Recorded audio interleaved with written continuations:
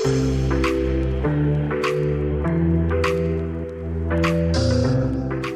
Dethroners, welcome back to the Dethroning Your Inner Critic podcast. I am so excited for today's conversation. I have as a guest on the podcast today, Melissa Hieman, who is the co-founder of the Center for Healing in Melbourne, Australia. So she is the creator of the Methods Root Cause Therapy and trauma-informed manifestation coaching. I can't wait to dive into that one. And the author of The Natural High, How to Overcome Instant Gratification and Find Inner Peace. Welcome to the Dethroning Your Inner Critic podcast. Thank you so much for having me on. I'm so excited. Yeah. So let's just dive in with everything that you do. I would love to hear, I'd just love to hear your journey of how you ended up doing what you are doing and being the co-founder of your Center for Healing. Yeah, definitely. So, I mean, I could go way back. So back to my parents' divorce when I was 2.5. There was not a lot of awareness around emotions or, helping me process my emotions. So I did grow up feeling very lonely, and both of my parents remarried with narcissistics, and you can't see it on the podcast, but I'm putting my exclamation fingers up, narcissists. Yes. But they were in a lot of pain, and I understand that. But yeah, Right. I just grew up not feeling wanted, not feeling safe, Yeah. in either household. Yeah. And then even Yeah. at school, I was alone, I was bullied. And yeah. And so then when I became a teenager, I turned to drugs to help numb how I Yes. was feeling, because I didn't know how to process it. I would keep people away from me. I was very anxious avoidant, if anyone knows the attachment styles. And yeah, and so when I got to about 25, I essentially hit my rock bottom. I had lost another house again. I had just come out of another toxic narcissistic relationship, and I just had a moment, and I'm like, this doesn't feel right. My life looks okay on the outside, but I don't feel right. And that's the first time I kind of thought, oh, I better ask someone for help. And that Amazing. was the start of my journey around just over 10 years ago now. Yeah. 10 years. Okay, so you're 35? Yeah, 36. Yeah. 36. So, okay, let me just get this straight. You went from drug addict Yeah. to a multi-million dollar business in Yes. 10 years because I think what you're saying is you had this sort of inner knowing, right? That you were continuing to follow down the same path over and over and over again. And what it really sounds like is you sort of woke up and took some responsibility for it, right? 100%. You hit the nail on Yes. the head. That's Yeah. exactly what happened. Yeah. Amazing. Amazing. Which I have to say, Melissa, and I'm sure you come across this in your line of work too.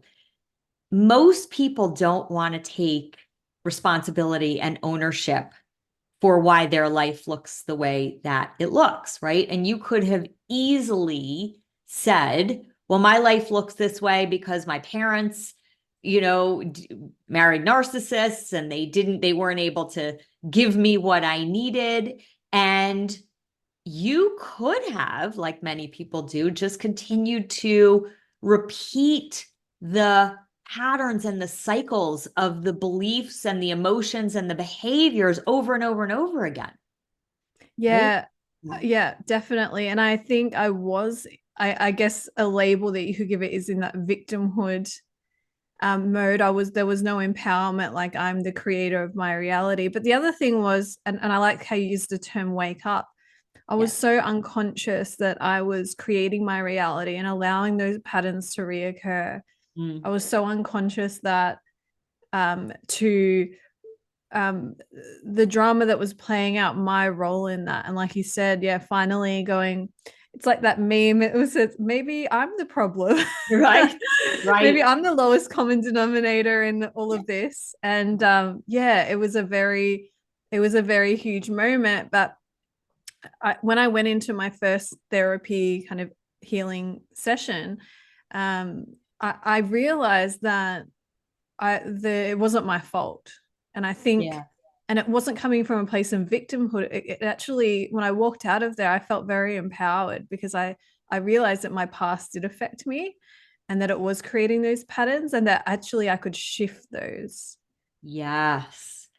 Okay, so let's talk about the shift because it's funny you just said that you came from feeling like a complete victim, and I was looking at your inner critic assessment results because you took my inner critic assessment and you had almost no victim inner critic in there, which Yay. yay, right? Which really, really sort of talks about how you were how you really rewired a lot of those beliefs. And I want to delve into some of your other assessment inner critics, but for now, can you talk about what really sort of created your shift in 10 years? That's a relatively short amount of time. Yeah. So I would say that I did have an inner drive always, and I knew since I was a child I wanted to be in business. So that took me down the path of studying business, and it took me down the path of having this inner desire to be free. And I think that that also came from wanting to be so independent. I thought if I was financially independent, I was Yeah. independent, I could look after myself um and I wouldn't need anyone. I didn't have anyone growing up, kind of, I felt anyway. So there was like this inner drive, and that took me down the path of, working in different companies. And then I did sales and I got introduced to personal development. And then that's why I was kind of open to doing therapy. But the moment that I walked out of that first therapy session, when I realized that the things that had happened to me was how I was recreating my patterns that weren't serving me. Um, it was like a film came off my glasses, so to speak. It was like even the colors looked brighter that day. Like it was incredible because I became conscious of my subconscious. Became conscious that I'm the awareness looking at the thoughts. I am not the thoughts. Yes. Yes, Yes. exactly. That is so powerful that you could have the thoughts and not get trapped by the thoughts, right? So tell me, you mentioned that you were triggered somewhat by the inner critic assessment. So you scored 100% on the inadequate inner critic and 75% on the perfectionist inner critic. Now, let me explain. Some people are like, wait, that adds up to 175%.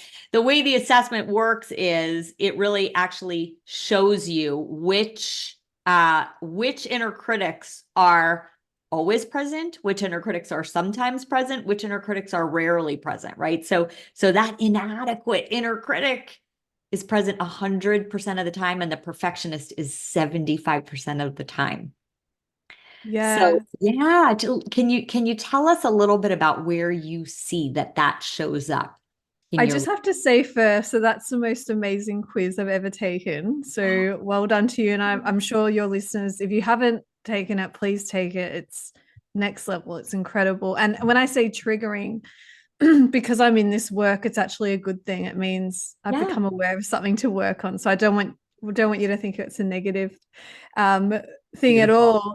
But Yeah. yeah, it was such great awareness because it showed me where I was putting a lot of my energy. Because if I was to not do that quiz and you were to ask about my inner critic, I would say, no, I love taking imperfect action, and I do things from a place that I'm good enough.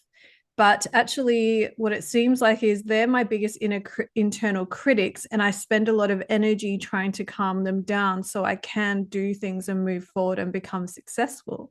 Yes. So that's huge, because that awareness will, and me being able to work with those inner critics will allow me to free up so much energy always trying to soothe them and work with them and Yes. conflict with them, if that makes sense. Absolutely. Absolutely. And, I'm sure you are aware of this, both you're a mom, right? You have a partner, you are a business owner, and there is nothing like the most significant parts of our life to hold up a mirror to our inner critics, because life is imperfect, right? And it's not always going to follow the path that we expect it to go.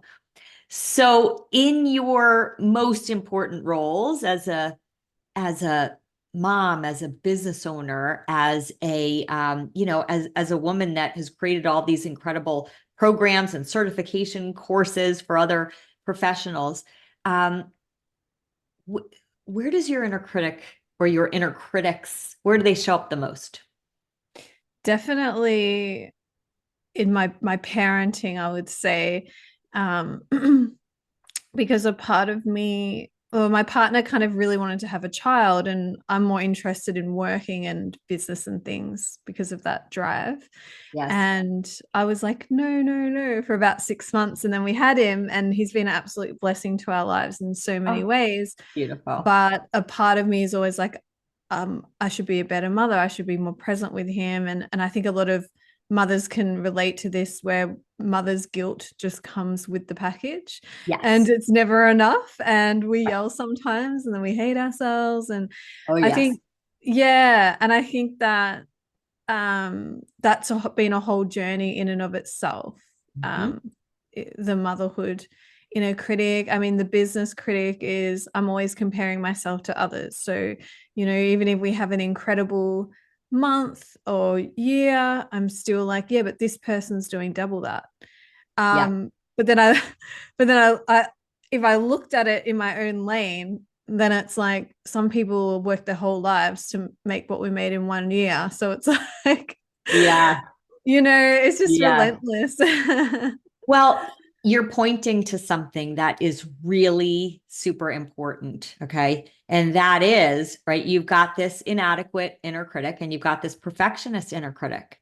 And so what you can see is that it doesn't really matter where you get to, right? You could surpass your wildest dreams, your biggest goals. And if you're not aware that you are actually separate from your inner critic mind, it will continue to latch on to, well, you're not good enough here and you're not as good as this person and you need to keep doing better. And Yes. that's the very thing that robs all of us of our joy, right? Because if we can't be present to joy right now with exactly what we have, then our inner critic mind keeps looking at what we don't have and where we're not Mm. enough and where life isn't enough. And then, right, it gets into that insidious, vicious cycle of continuing to strive for more, which is great. We always want to reach for more, but we want to be at peace and fulfilled now while we're reaching for more. Absolutely. And it does conflict with gratitude, because we Yes. can't just be grateful for what we have. It's not enough. So yeah, it's really interesting how you're bringing that to the surface to me. I love it. And Yes. the other thing is too, that something that I teach as well and some of you may have heard of it. It's called mirror work. Mm-hmm. Um, and also there's another name for it, turn it around method. And it's kind of like you can get an indication into your inner critic by how you think about how others are doing things. And I Yeah. think, that perfectionism and that inadequacy, when I did that quiz, I also realized how much I criticize others. I don't say it externally, But I realized internally, I'm like, why aren't they doing that? They should be doing more. They're Yeah. not doing it quite perfectly. And these Yes. and thinking that, and it's a horrible thing that I thought it was me. And it was so nice to separate that and go, oh, that's not me. That's I care about people and I love them and I love these people closest to me. But now I don't have to think they're inadequate because they're not reaching the level that I can see they potentially could reach That's right. in areas. So that Yeah. was an amazing little side benefit to doing it as well. Wonderful. It is very freeing when we can let people be on their own path, right? And I, Yes. right. So it's very often with our children or the people that are the most important to us. We can see, right? Oh, we want you to be on this path because that would make your life so great. But we gotta keep letting go and offering love and support where we can, but also letting people be where they're supposed to be on their own journey, right? Yeah. Yes. And that comes back to being grateful and present with them instead Yes. of criticizing them. Oh, absolutely. Absolutely. Yes. Yes. And I'm guilty as charged, right? I had to really do that deep inner work to start to let go of my own judgments and criticisms, which to your point were a reflection of my own judgments and criticisms of me. Yeah. Yeah. So I am so curious about a few of the methods that you've created. So I want to talk about root cause therapy and also trauma informed manifestation coaching. Those things sound fascinating. So can you tell us a little bit about both of those methods? Yeah. So when I initially studied, I think it was back in 2014, I studied NLP and timeline therapy and things like that. And that was great as an initial introduction. But as I went on my journey, and at one point I lived with some other healers and I continued to study and study and study, I realized there was something missing from just reframing people, and because my journey was to try and reconnect with my body and my emotions that I had pushed down my whole life, I really went on this quest to how do we somatically release emotions that we're still holding on to, and what are the outcomes of that, and how do I overcome my own addictions? Because even when I started as a life coach, I was still smoking and drinking and like Right. so I wasn't that's that imperfect action I just started taking. Sure. But I really like dived into, well, I've just been doing NLP and I really can't feel anything at all for 6 months. And I'm like, this doesn't seem right.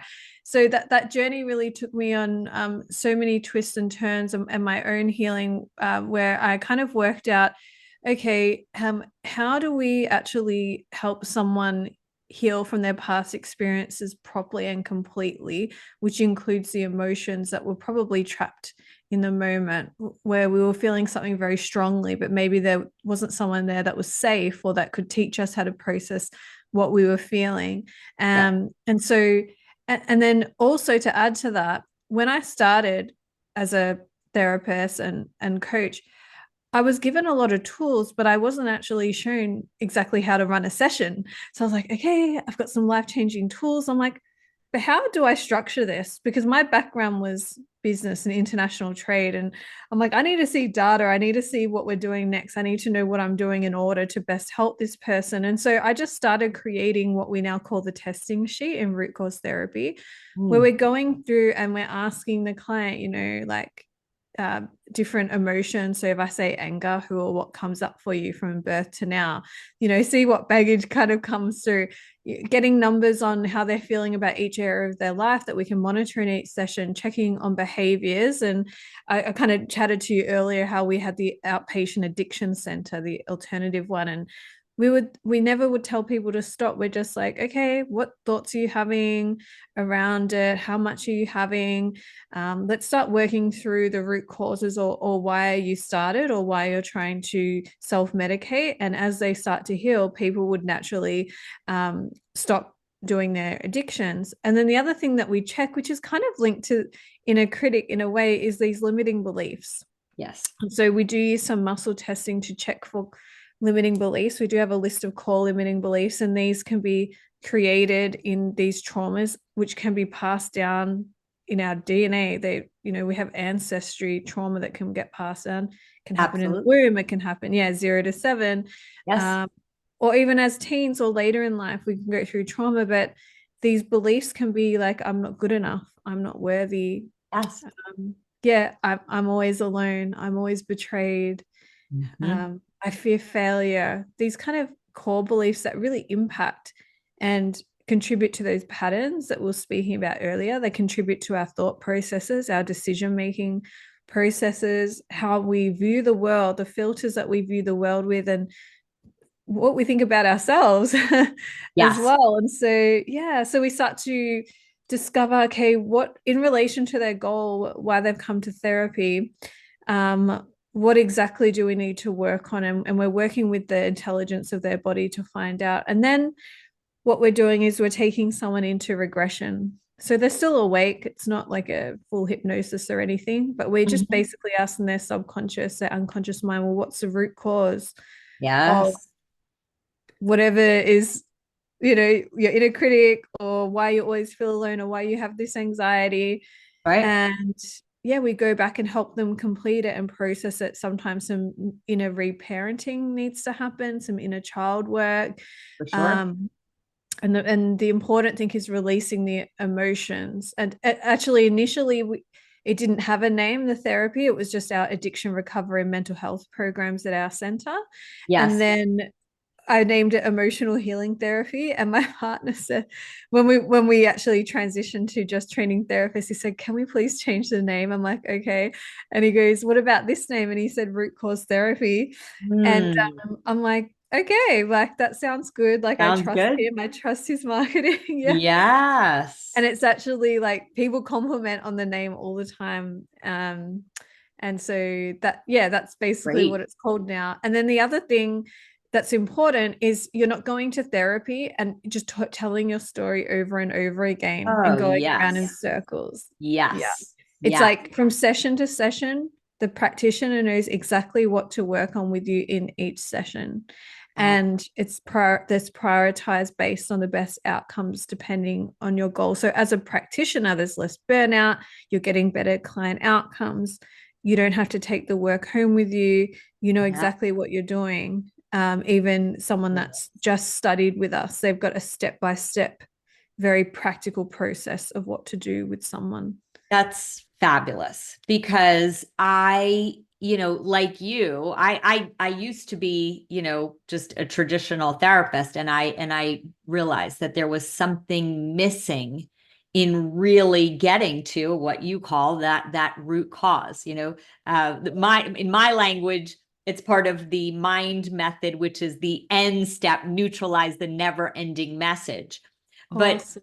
what's interesting in what you're talking about, you're talking about people that are struggling with addiction, and you know there are people that on paper, right, they look incredibly successful. Okay, they have, they've made a lot of money and they've gotten a lot of, what traditional success looks like, but their actions, their behaviors are often driven by what you're calling that root cause, right? That's that inner critic that feels inadequate, not good enough, unloved, and people don't recognize it. So it's interesting that there are a lot of people walking around thinking, I'm fine, I'm good, I don't have anything to deal with, right? I have not had any significant trauma. I had a good childhood. I've got everything, right? But what they don't realize is that for all of us, it doesn't matter whether we had significant trauma, whether we're dealing with some significant addiction, right? We all, to some degree, every human has experienced some form of trauma. Could be a little micro trauma, right? Could be more than micro, but every single one of us has experienced trauma. Absolutely. And I'm so glad that you're touching on this, because I'm so used to saying trauma, blah, blah, blah. And I Yes. forget that people have a certain idea of what trauma is in their mind when we Yes. speak about that. So, I mean, at the Center for Healing, we are very focused on trauma, and definitely people just do our work just for personal development, or they just like want to become the best version of themselves that they can. Yes. And they don't have to have addictions. That's just what we specialized in at the Right. start. But let's redefine trauma. So trauma is just a painful event Mm-hmm. that didn't get to complete its Yes. process, and it's still stuck on a loop in our mind and still affects us in some way. And Mm. yeah. Um, and it could be standing up in front of your class when you're a kid, and your mind went blank and you felt ashamed. And so what that can do is you're an adult in corporate and you're meant to be doing a presentation, and you get so anxious the days running up to it, and you're so worried and you really don't want to do it, and you try and get out of it, and it could affect your career. Or Yes. and you get up there and you're not that confident. It's because of that original painful event slash trauma. I don't judge people's whatever's traumatic for them, Mm. because these little moments define us and can affect our futures, and it can sabotage us and cause that inner criticism, like, oh no, I'm not good at speaking, I can't do it.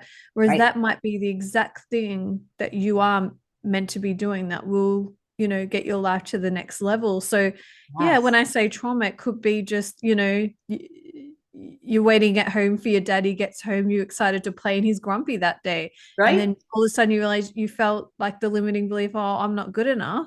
And there was Yes. no one there to help console you. And Yes. then you keep attracting men that are emotionally disconnected and don't have time for you, but you're so attracted to them and you don't know why. And you actually recreating, you're reenacting the trauma for hopefully they'll change. So then it will heal your inner stuff with your dad. That's right. you know? That's right. And that can inform our job choices. It can inform staying in toxic relationships and careers that are stifling us emotionally and physically and mentally and spiritually. Absolutely. Wow. Yeah, that's powerful stuff. Yeah. What is this trauma informed manifestation coaching? Can you explain that? Yeah. Mhm. So it's been a really interesting journey, because I have to go way back to when I was 20, and I, as a lot of us did, watched or read The Secret. And I was like, Mm. oh wow, this is like my first moment of thinking, oh, I can kind of control my thoughts a little bit. Okay, I'm going to think positively. I'm going to think about what I want. And it did work to a degree, where I bought my first house when I was 21, and like had a sports car and everything, and everyone was like, wow, you're so young. And I'm like, yeah. But there was no trauma work yet. There was no like looking at my sabotages or Yes. how I was being in my relationships or my addiction. So I proceeded to lose it all. I sabotaged it all. I couldn't hold on Yeah. to it. And so I threw manifesting in the rubbish bin. And I thought that Yes. ruined my life, because positive thinking is not helpful. And later I realized we do need negative thinking, negative emotions sometimes, because it's like keeps us on track. I feel a bit guilty about doing that, or that doesn't feel good. I need to talk to them about it. Right. That kind of thing. And so when I went into all this trauma healing work, I'm like, because of that inadequacy trauma Yes. or Yeah. criticism, so Right. driven to make money and build the business, I was like, right, I'm going to heal every money trauma, every financial trauma I have, any limitation I have around money. Because when me and my partner started, we started with nothing, the company. And yeah, sometimes we're like, how are we going to pay the rent, or how are we going to eat? So I was like, oh, just heal another trauma. And after like 4 months, he's like, can we please stop healing? Like, this is so much. And it did help to a degree. Like trauma healing is incredible, and that's what we're all about. But what I realized, that it's like pulling weeds out of the garden, but you're not planting any flowers, right? Yes. Oh, that's such a great analogy. Yeah. Yeah. So I had this like blank slate of Yes. like dirt. Yes. And Yeah. I was like not putting in positive beliefs as such. I was not creating visions or desires, or letting myself have desires, And so what happened was that I was started working with a coach to help with our business, and I was kind of reintroduced to it, into manifesting again. And I'm like, oh, okay, so once someone heals like a whole bunch of their beliefs and traumas based on how they want to feel. Yes. Then they get to the point of in a root cause therapy, we do take someone to see their future, their ideal future, and things like that to embed Sure. it, just usually once or twice. Yes. But this was like next level, like, okay, if I bring the trauma back in, we can create a whole new reality and learn how to manifest. And most importantly, learn how to manifest with a trauma-informed lens. Because learning to, okay, if you, especially for women, it's like, and I don't like to say women and men, but it's like we were kind of taught to look after everyone else, and we're greedy or gold diggers or something if we desire to Yes. have wealth or have nice things, and so Yes. it's like, firstly, like having permission, like, do I feel safe enough to like have this? So I would really love to call in a beautiful partner that's so supportive and loving. But if your nervous system is wired growing up, living in a stressful house, watching parents that did not treat each other very well, unfortunately, that's normal, even though it's uncomfortable for our Yes. nervous system. And so when we do meet someone that's kind and loving and beautiful, we could actually reject them. And it's like, oh, this doesn't feel right. This doesn't feel intense and dramatic. Yes. This feels boring. And what I learned later, that, it's actually, it's safe and it's normal. Yeah. And so, Yeah. and even calling in some money that we want, or our ideal house or a car, we can call it in. But if we have traumas around not feeling worthy, or we had lost things in the past, or there was bankruptcies in that we witnessed and things like that, Yes. we'll let go of it as quickly as we have it. Absolutely. So Yes. yeah, it's I think with manifesting, it's so good, but I think it really needed to come together with being aware of, like, if our body doesn't feel safe to have it or keep it, then it's a futile kind of journey where people can get really frustrated. So I was so excited to be able to use all my experience, both personally and as a practitioner, to bring those two worlds together to help people to have incredible results. Yeah. Brilliant. That's brilliant. That's really, Thank really you. brilliant. It, we our methods are very, very similar because Yeah, I love that. right we call it different things, but I think you and I do a lot of the same work. We just have different ways of labeling it. So it's pretty cool to listen to you, and I'm sitting here saying, "Oh yeah, yeah, that's what the mind method does." Yeah, yeah, yeah. But Yeah, yeah, it's I fabulous. love that. Great stuff. So, if there is a practitioner that's listening and is interested in getting certified in some of your methods, how would they go about? Do you work with people all over the world in We certification? do. We actually, yeah. It's so Right. incredible because, yeah, when we had our healing center, I was like, we actually paid like a lot of money and got lawyers to start franchising. I'm like, how are we going to help more people than our little office here in Melbourne? And Yes. but then I had on my vision board, I had a picture of like little dots all around the world, where I thought there was going to be the Center for Healings all around the world. But actually what happened is, and it's manifested differently, was that we actually have practitioners all over the world now. So Wow. it's so amazing because they're spreading that work. It's like an army of us Amazing. out there in all different countries. It's Wow. incredible. So we are Amazing. the courses are internationally recognized with IICT, so you can get insurance and things like that. And we do have like a practitioner directory as well, where practitioners can put their information there. But the courses are really digestible for people that are already therapists, or people that are on the journey and they realize their purpose is to now use what they've learned from their own healing journey to then help others. Yes. Um, yeah, so Great. it's been amazing to watch so many people and you know jump onto these methods and take them out there. And we do offer our experience without creating an online center and in-person center. So depending on what people want to do there. But if they do want to find out more, we do actually offer some free courses for people just to see if they like our teaching style, see if they like our accent, because we are Aussie. I love your accent. Yeah. Oh my goodness. I love it. Yeah. And one thing that we did, and this could be a good starting point for some people, because there's those two methods of root cause therapy and trauma informed manifestation coaching, but we do also have embodied processing, which is around the nervous system regulation, safety, and healing as well, by my partner and his friend Matt. But also we created a free course, a free trauma-informed certificate for coaches where anyone can take it. And we actually are just celebrating, and I hope you don't mind me celebrating on here with you. I love it. Yeah. We actually just had clicked over 50,000 people have enrolled into that course. Wow. And I'm so happy because it's amazing for more people to become trauma informed. It yes. is going to change the world. Incredible. Absolutely incredible.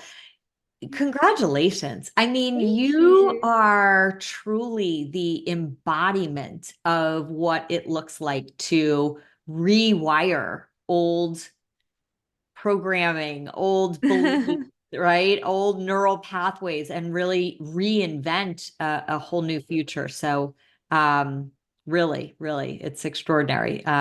This was a wonderful conversation. So what would be the best way that my listeners can find you? Yes. So if you go to thecenterforhealing.com/free-courses, that's where you can kind of start having a look at our different methods and dip your toes in and see if it would be aligned for you.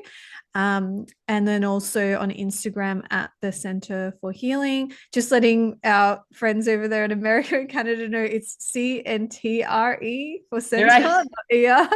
The Center for Healing. And I'm sure you'll put the link in the show notes. I certainly will. Yes. To make it easier. Yeah. Yes.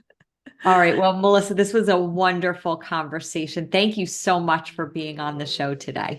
Thank you so much for having me. It was my honor.